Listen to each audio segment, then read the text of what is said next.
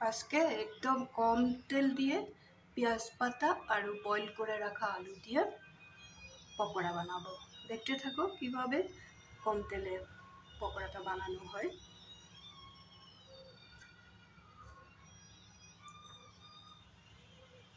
প্রথমে আমি পেঁয়াজ পাতাটা কেটে রেখেছিলাম, অল্প সাথে পেঁয়াজও কেটে রেখেছি, কাঁচা লঙ্কাও কেটে রেখেছি। পেঁয়াজ পাতাটা এখানে দিয়ে দেবো।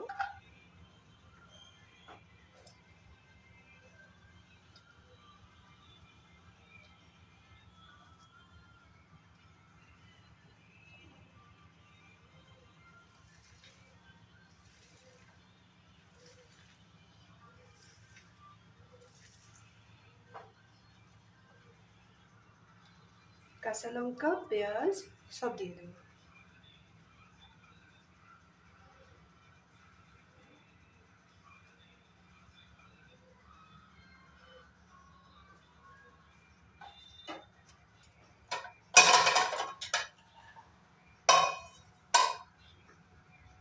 এখানে আলু বয়েল করে রেখেছিলাম, আলুটা দিয়ে দেব।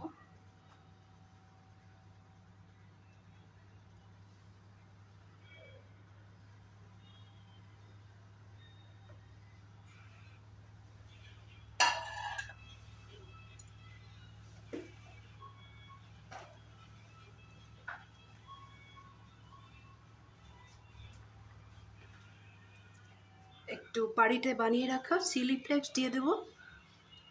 আমি কোনো প্যাকেটের মশলা ব্যবহার করি না, সবসময় আমি বাড়িতেই বানিয়ে নিই। তোমরা ওইভাবে বাড়িতে বানিয়ে নেবে। তো চিলি ফ্লেক্স যতটা ঝাল খাও অতটাই দিবে।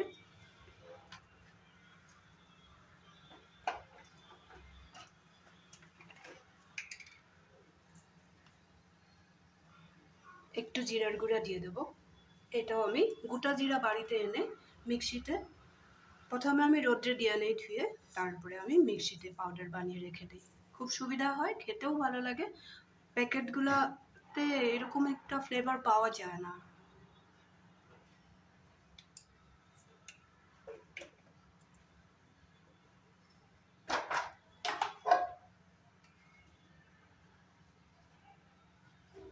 দিয়ে দেবো একটু হলদি পাউডার। এইভাবে আমি সব কিছু রেডি করে রাখি, পাউডারগুলো বাড়িতেই বানিয়ে রাখি।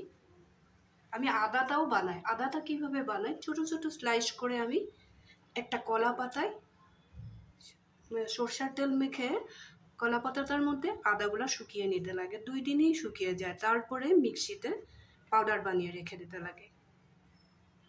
একটু দিয়ে দেবো গোলমরিচ।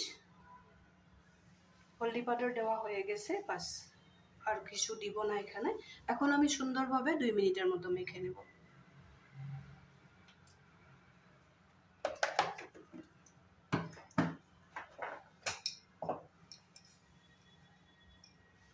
লবণ দিয়ে দেবো হিসাব মতো।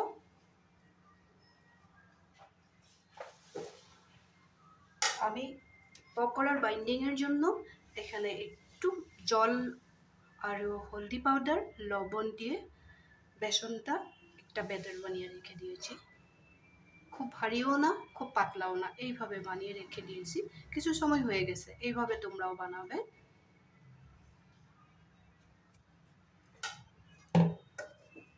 এখন আমি আলু সিদ্ধটা, পেঁয়াজ পাতার মশলাগুলো খুব সুন্দর করে মেখে নেব। এইভাবে শুকনো শুকনো করে খুব সুন্দর করে মেখে নিয়েছি। এখানে আমি পরে ধনেপাতাও দিয়েছি, এটা বলা হয়নি। ধনেপাতা একটু বেশি করেই দিবে পারলে। এইভাবে এখন আমি যেটা আমি শপেই হোক পকোড়াই হোক, যেটা আমি শেপ দিয়ে নেব সুন্দর করে, সবগুলি আমি পেঁয়াজ পাতার সবগুলো আমি রেডি করে নেব। আমার মাখা হয়ে গেছে।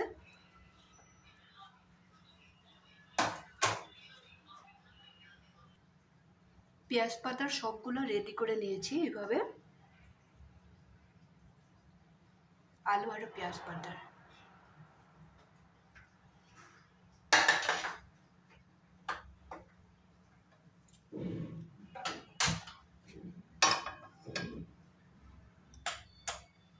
এখন একটা ননস্টিকের প্যান বসিয়ে দিলাম।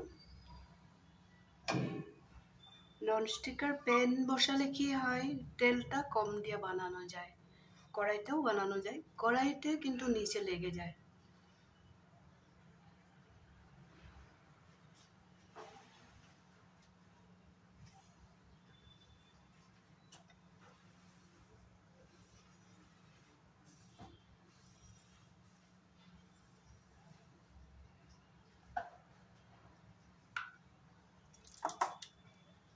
আমি সরষের তেল দিয়ে বানাবো।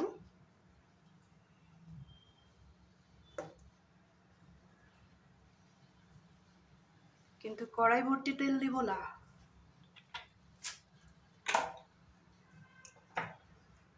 এতটুক তেল দিয়ে আমি সব ভেজে নেব।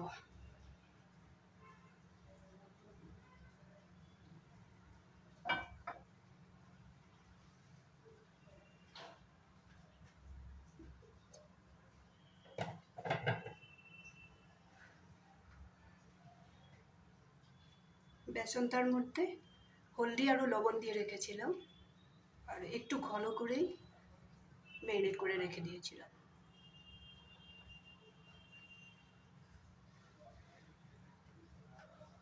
এখন একটা একটা করে সবগুলো ভেজে নেব।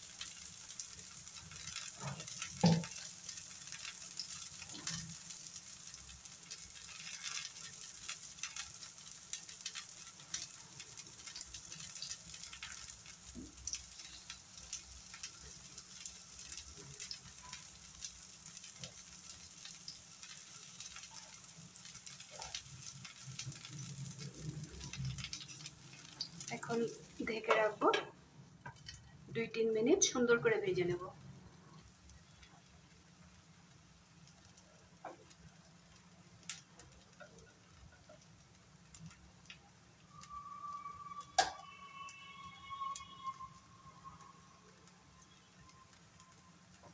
দেখো কতটুক তেল দিয়েছিলাম, কি সুন্দর করে এক পিঠ ভাজা হয়ে গেছে। এই পিঠটাও ভাজা হয়ে যাবে, কিন্তু লেগেও যায় না।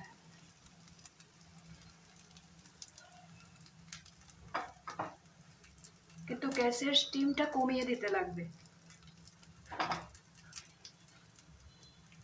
আবার একটু সময় ঢাকা দিয়ে রাখবো। কম তেল দিয়ে আলু আর পেঁয়াজ পাতা দিয়ে যে বানিয়েছি এই চপের রেসিপিটা কেমন লাগলো? তোমরাও এভাবে কম তেল দিয়ে বাড়িতে বানাবে, খেয়ে দেখবে খুব টেস্টি হয় আর হেলদিও, খুবই বেশি হেলদি। কেন কি আমি সব কিছু মশলা বাড়িতেই বানানো, আর পেঁয়াজ পাতাটা ভালো দিয়েছি, তেলটা কম দিলে আর একটু বেশি ভালো হয় আর কি। তোমরাও এভাবে বানাবে। এই যে পেঁয়াজ পাতার সবের রেসিপিটা কেমন লাগলো কমেন্ট করে বলতে ভুলবে না, আর বানাতেও ভুলবে না। বানিয়ে খেয়ে দেবে। লাইক শেয়ার তো করবেই, সবসময় সাথে থাকবে, আমাকে হেল্প করবে। ভালো থাকবে, সুস্থ থাকবে। আবার একটা নতুন ভিডিও নিয়ে তোমাদের সামনে আসবো। এরকমই কম তেল দিয়ে যাতে বানানো যায় এরকম একটা রেসিপি বের করবো আর তোমাদের সাথে শেয়ার করবো।